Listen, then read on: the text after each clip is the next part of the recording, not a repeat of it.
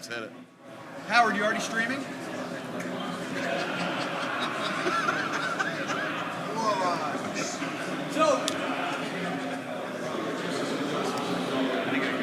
Fire away. How do we talk about trying to build around Jalen, letting him have what he needs? Do you feel like he has what he needs to maximize his skill set?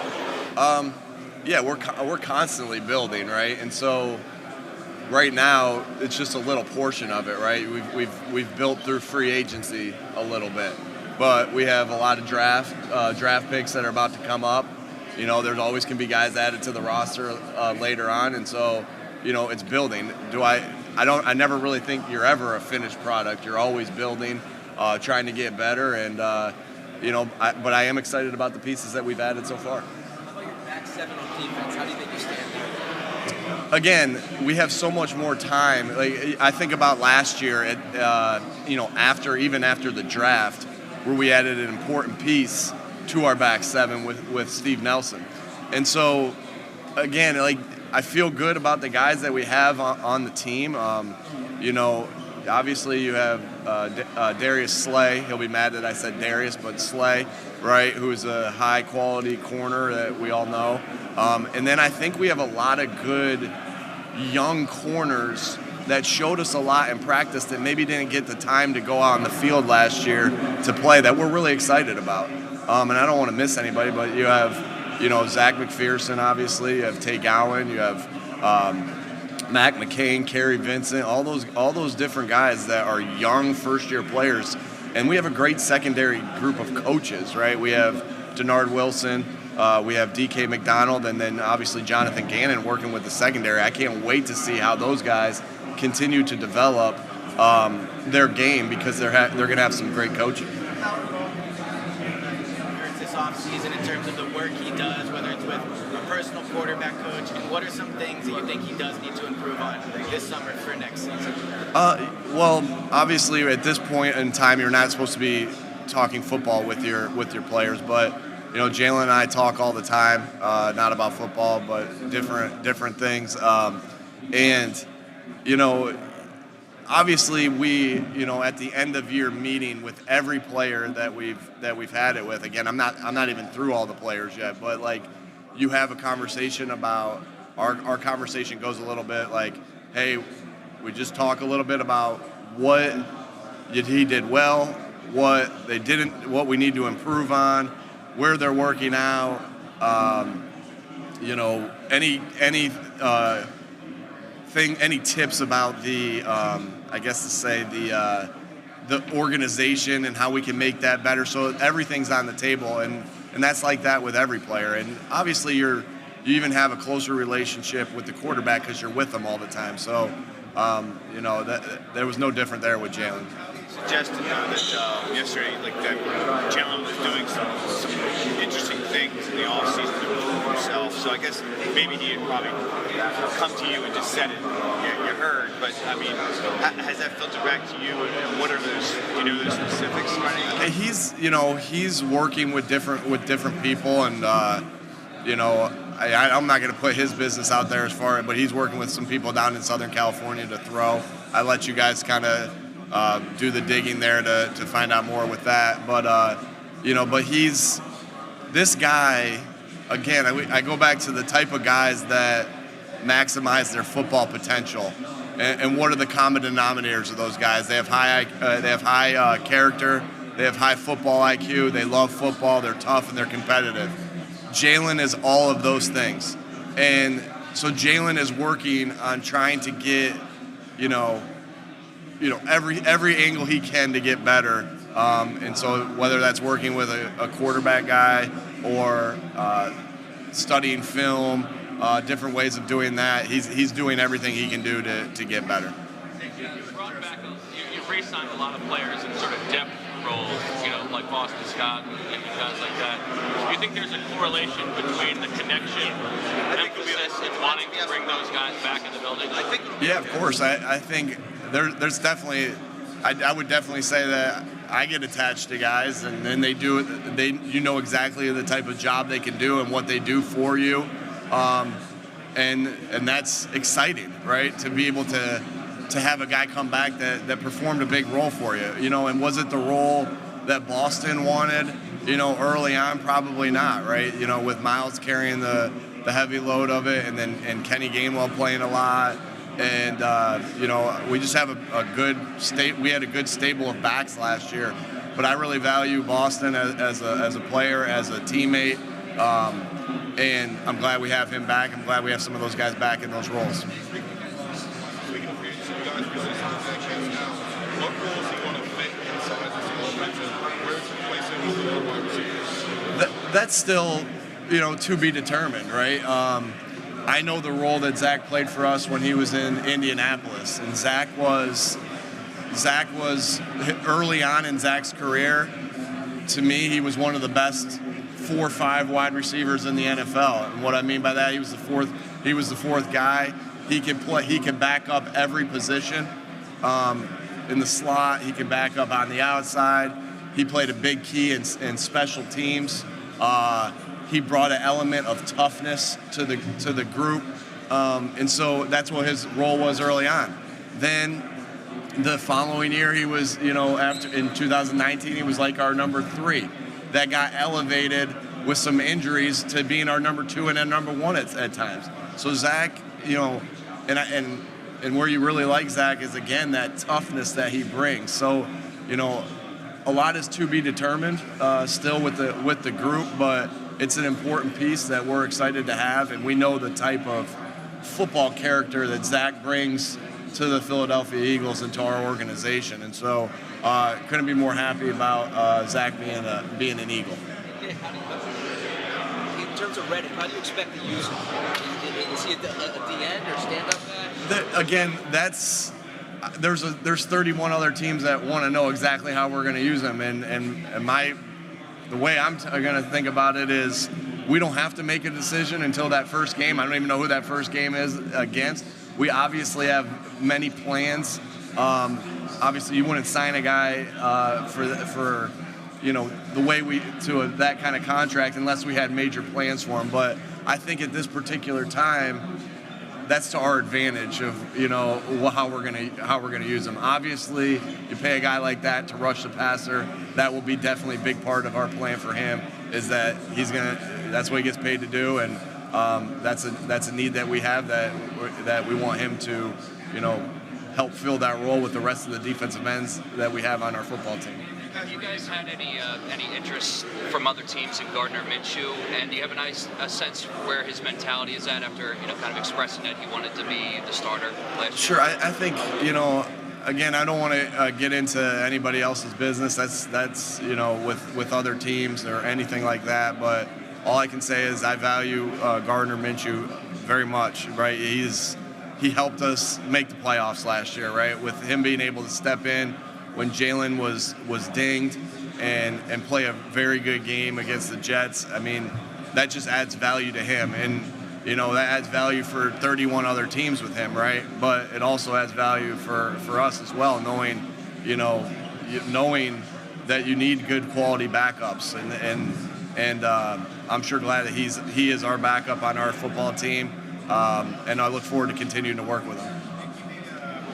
You guys made some effort in the wide receiver market, whether via trade or free agency, and then you ultimately ended up with Zach, and how he was talking about increasing the targets for Quez and Devontae and guys. So I'm wondering, it almost seems like you're doing one thing, but you're saying the other thing. Like, did you guys feel like you needed to upgrade the wide receiver position, or are you happy with what you have?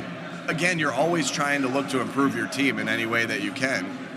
I'm very pleased with this wide receiver group. I mean, I'm constantly thinking about other groups that I've had in the past, how this group stacks up against that group. Hey, this group was a number 1 passing offense in the NFL. How does this group stack up? And I'm very pleased of how our wide receiver group. We're young.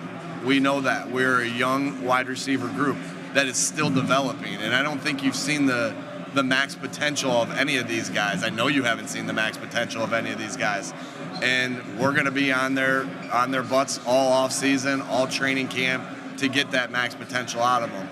And I understand what you're saying. obviously looking to improve our team in any way that we can, and there's rumors out there of what we've been involved in, but I'm very excited about this wide receiver group. I love the addition of Zach to the wide receiver group, and again, this group is growing as a young group. Just to follow up on the Howie's statement about The targets. the targets one. Yeah. So obviously, at some point last year, you guys decided you were going to be a certain type of offense. Do you feel like you have to get back to being a top passing offense to get to where you guys want to be?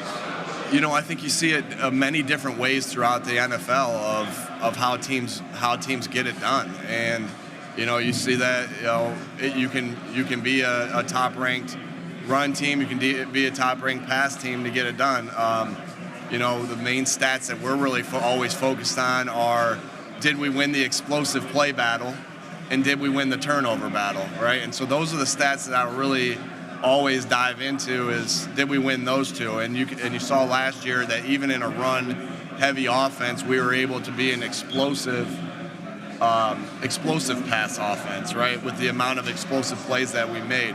So I don't want to corner myself, or that's not the right way to say it, but I don't want to say that you have to play this way or you have to play that way. We have to do what's best to be able to win games. And if that's getting Devontae 140 targets, that's what it is. But you want to get those guys in your team. And again, I don't want to give a number of like, this is how many targets Devontae should get, this is how many number of targets Dallas should get. But obviously we want to feed our guys that are making plays. And you can still do that and be a run-heavy team, and you can still do that when you're a pass-heavy team. Sure. Look at the playoffs. I'm sure you're watching these games. You're watching the Chiefs versus the Bills. You're watching the Bengals versus the Rams. Most of those teams, there's maybe one, San Francisco get in there. They're pass-first offense, aggressively pass-first offense. Your odds to be greatly increased if you are that type of offense. That's fair. You can definitely see that. Again, I've been a part of teams that have done it both ways, and we're gonna do what we feel like we can do best to win football games. And you got to watch some really great offenses passing the football during the playoffs. But I truly believe you can win. There's always a way to win football games in the NFL. You just got to find that way that week of how to do that. And sometimes your team grows into a run-heavy team. Sometimes it grows into a pass-heavy team. We don't have to make that decision of who we are until game one, right? And really that always evolves. So I'm not pressed about that, and we're going to work like crazy to get our pass game where we want it, to get it better. Because I think at the end of the day, I don't remember what we ended up in pass game. I think it was maybe 25th or 6th or whatever. That needs to be better. You want it more. You want to make sure that you're not deficient in any area. Because then obviously the teams that are game planning against you will have an opportunity to take advantage of that. So we're trying to make our weaknesses, and I'm not saying that I don't feel like that's our weakness, but we're trying to make things that maybe we're not where we want to be or up to our standard. We're always trying to get better at those things. We're always plus 16 on pass plays, and we're plus 10 on run plays. I know the NFL does it a little bit differently. That's what we deem as our explosive plays for certain reasons, as far as when it comes down to whether you score on that when you have an explosive play, or so that's what our categories have been, and that's what we've done. So we keep our own stat with that. Obviously, criticized this offseason that he has the benefit now of being able to understand the coaching scheme to fit the players to the roster. What specific skill sets were missing from your offense last year that you would like to add? Yeah, that's a good question.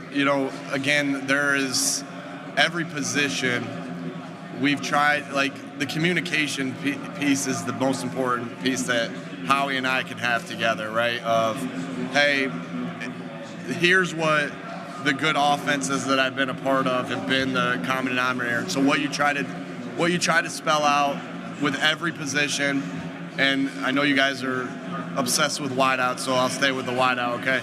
So, and I guess I am too. But for instance, like for a wide receiver, you always want to spell out the trait that you're looking for. For instance, wins consistently one-on-one, right? Well, what is and then you want to try to spell out the athletic ability of what it takes to be good at that trait: body quickness, play strength, speed, whatever it might be, all right? And then you try to spell out a player that you've had in the past that looks like that. And as you kind of build a wide receiver room or a tight end room or a running back room to fit all the different pieces. So it's all different body types and body shapes that can make like a guy that's good at yards after the catch, right? Doesn't have to be right big, strong, and physical. He could be, right? Or he could be small, quick, and elusive, right? And so again, there's many different ways to get it done. And so I felt like we had a lot of those pieces, right? You got one piece that we didn't know if we had right away that we ended up getting in the draft was Kenny Gainwell, like the Naheem Hines type or the Danny Woodhead type or the Austin Eckler type that we had in the past in our offenses. So, that was a good piece. And then we're going to be able to add pieces throughout the draft, but to pinpoint, I guess maybe not we have looked at all that and we know what we're needs, but again, 31 other teams are going to want to know what our needs are, and what we believe our needs are. And so I think some of that is best kept close to the best. When you have young receivers that you're trying to project how they're going to grow, how do you do this? How do you know where they can get year over year? Yeah, that's a good question. I mean, you you spend all your time evaluate, like, right, when we get done with the season, it's a constant evaluation of our season. It's a constant evaluation of the guys in the draft and free agency and different things you're going to want to do to get better. So you watch the tape and it's different. Like, you watch the tape, obviously, week in, week out, and you say, this guy played good in this game, this guy played okay in this game, this guy played bad, whatever it is. But then when you see it as a whole and you're watching, for instance, you're watching inside zone or you're watching a crosser family in the pass game, you can kind of pinpoint even more so, like, this guy's really good at this or this guy's deficient at this. And so what we try to do as coaches, again, is point out the good things and try to correct the bad things. So that's what we're in the process of right now is putting tapes together of here's what Quez Watkins needs to do to get better and to be a better football player next year. And here's what Jalen Hurts needs to do to be a better football player next year. And that's our job when they first get in our first week with them is, hey, we spell it out for them. Like, here's what you need to get better at, and here's what we want you to succeed at, and here's video evidence of that. And so that's what we're in the process of doing now. As far as projecting, again, that's how you do it. You're just evaluating the whole process and seeing what guys are good at and what they're deficient at. You mentioned that you speak to real quick. You mentioned that you speak to Jalen quite a bit throughout the offseason. There's also a lot of rumors about Deshaun Watson, Russell Wilson, the draft coming up. Do you offer him reassurances when things like that come up that he is the quarterback for next season? I think our actions do that all the time, and we're always communicating, we're always talking, and our actions show that. I couldn't be more excited about Jalen Hurts and again, the type of player he is, the type of person he is. I know he's going to continue to develop because of who he is. And so I couldn't be more excited to work with him, and I know he knows that. I know that he's excited to work with us and to build on the good year that he had last year. And so he knows he's our guy, and we show him that with our actions day in, day out. In the draft, you and your staff brought specific specific position requirements, whether it's height, weight, speed, wingspan, whatever it may be, for each position? Say that. I'm sorry. I was In the draft, you and the staff brought specific requirements for each position, whether it's height, weight, speed, measurements. It's kind of what I was saying to Bo. Like you go through it and you say, here's the needs for this position, right? And it's not all. And again, I'll stay with wideouts. Like it's not all wideouts are the same, right? It's right. You could and I'll go on past teams too, right? Like a guy that's a good yards after catch could look like T.Y. Hilton. It could look like Jalen Reagor. He could look like Keenan Allen. He could look like Tyrell Williams. Those are all different body types. You're looking for the skill set, right? You're looking for that specific skill set of what you want out of that wideout. And again, in different ways, like you see it throughout the league, right? The way Deebo Samuel runs with the football. Am I allowed to say that? Yeah. The way Deebo Samuel runs with the football, big, strong, physical. We all see how is different than how Tyrell Williams ran. Tyrell Williams, when we were in San Diego, was a great yards after catch guy, but in a different way. He led the NFL in yards after catch, I think, in 16. But he didn't run anybody over. He didn't really make anybody miss. He caught the ball. He ran his speed to the edge and got yards after the catch on our shallow game. So that can look a lot of different ways. And we just try to spell out the skill set as much as we possibly can. So us and the scouts are on the same page of what has succeeded in the past. Again, there's many different ways to do this thing. I've been on offenses that are number one in running, and I've been on offenses that are number one in passing. So there's many different ways to do it. Yeah, it is, because there's just so many different types of ways to get it done.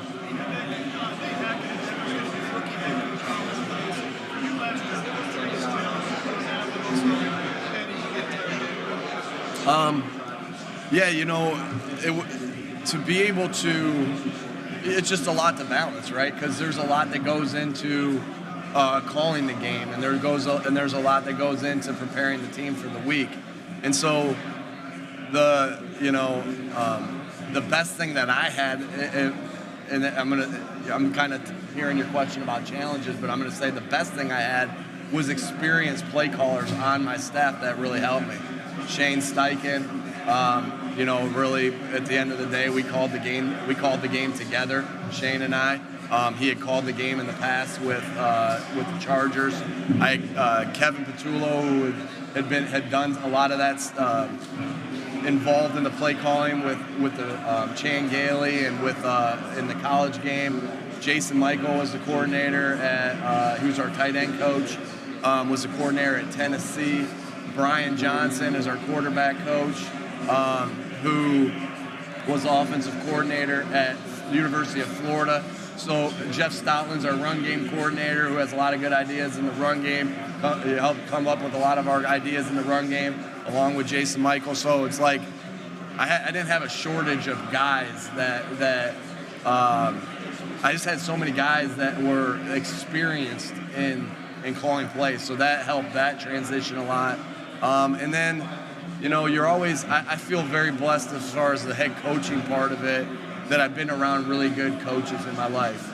I got to sit at home with my dad, who was and Coach Hackett's the same way, right? Got to sit at home with my dad for the first 18 years of my life, so I was learning to be a coach right there. I played for probably the best, the winningest college football coach of all time, and Larry Karras, who was a phenomenal head coach. And then and my brothers were head coaches, so I got to at Easter dinner or 4th of July weekends, when I had an opportunity to grow as a coach there at every one of those opportunities. And then, there's been a lot of guys in the NFL that have really helped my career, and these guys know who I'm going to mention. Frank Reich has been a great influence on me. So there were definitely challenges, but I felt like my path leading up to that helped prepare me for it.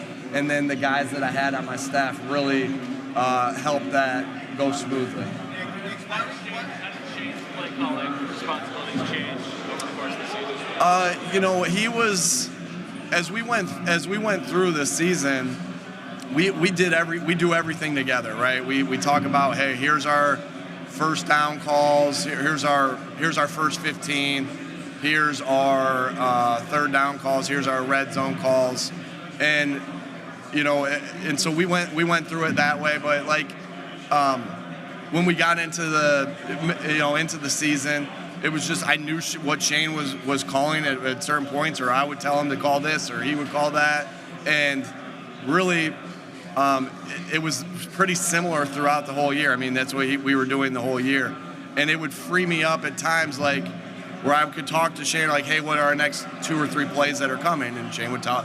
We would talk it over with Stout. I would talk it over with Shane. Hey, I'd like to see this, Shane, here and here. And we talk about, like, hey, here's our next set of plays that are coming up.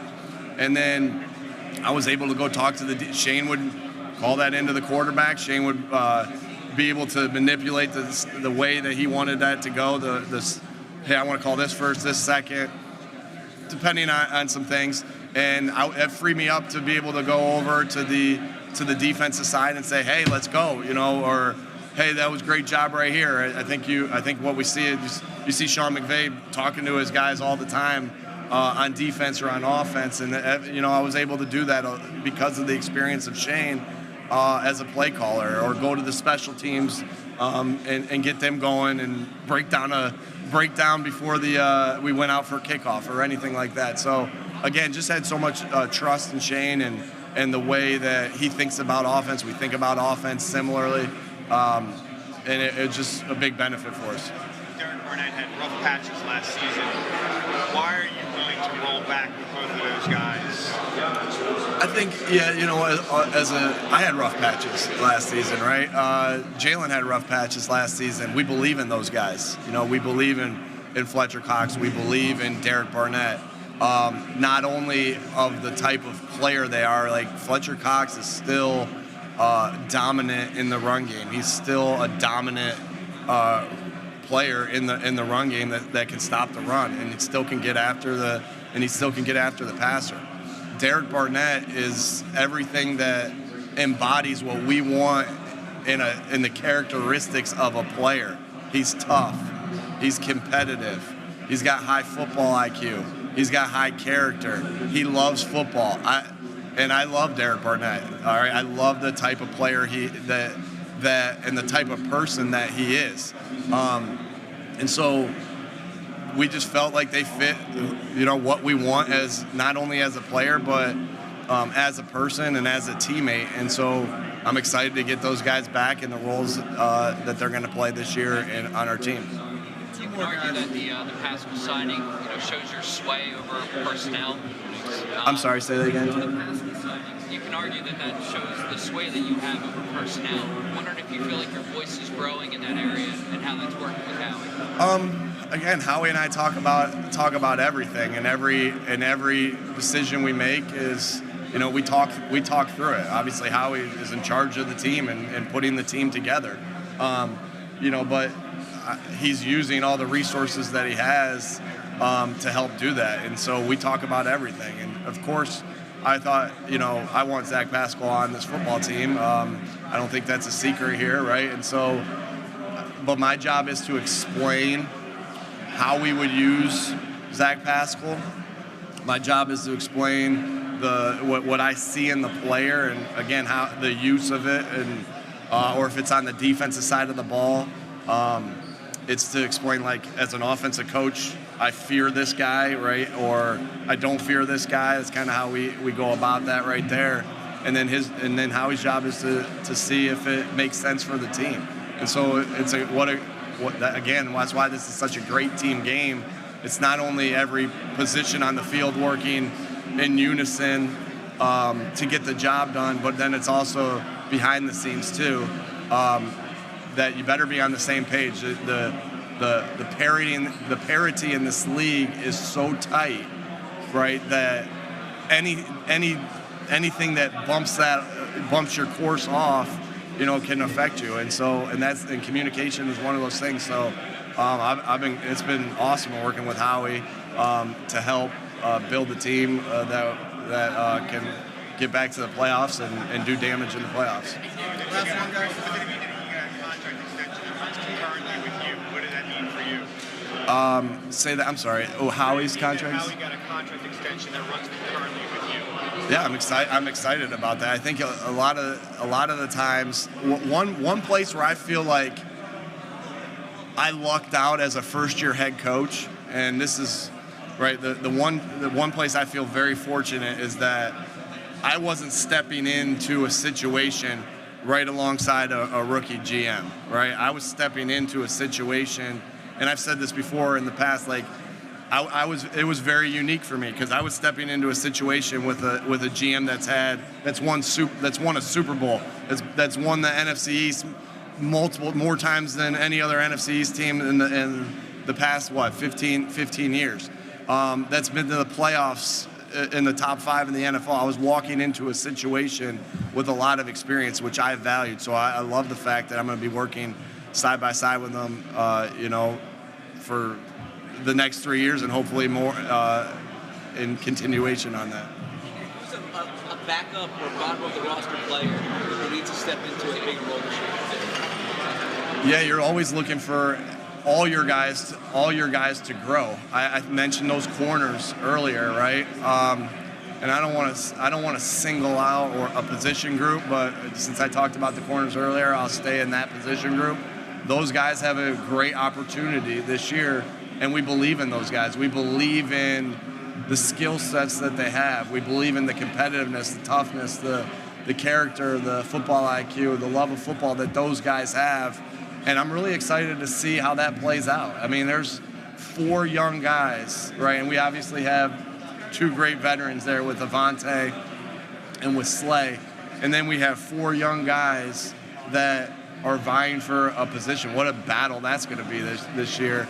To be able to see who steps up and takes that position. And so I'm excited for those guys. I'm excited for those. We talked about the wideouts, right? I'm excited for that group of guys to continue to get better. And we're going to need everybody to get better. I'm going to need to get better, right? Kevin Patullo is going to need to get better. Brian Johnson's going to need to get better. Jonathan Gannon's going to need to be better. And we're all fighting every day to do that. It's kind of cool coming to something like this, and we were in a meeting the other day, and it was showing all the highlights of the NFL of the whole year, and it's like it's like gets you just excited, like can't wait to get back to work and keep building this team and developing our players so we can be the last one standing. But we don't think too far ahead. We just think one day at a time, and. But it has been kind of cool to see all that stuff this year. All right. Thanks, folks. Thanks, hey, real quick.